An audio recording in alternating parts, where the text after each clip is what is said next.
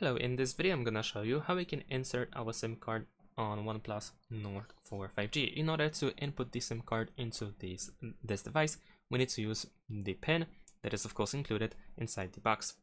Then at the bottom of this device, over here on the left side, we will find the SIM tray. And over here we also have a hole. We need to insert this pin into that hole and then push it just a little bit with a little bit of force until the SIM tray comes out just a bit, and then you need to use your fingers in order to take it out completely.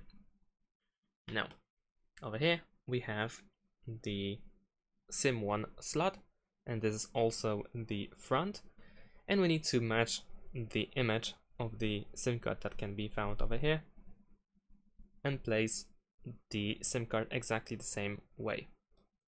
Once we place it, we should hear a whoops, I dropped my card. Let's give it another try. There we go. Over here we have it like so.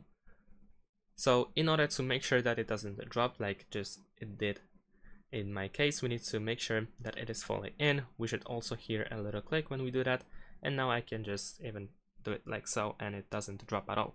So then we can be sure that the SIM card is inserted correctly.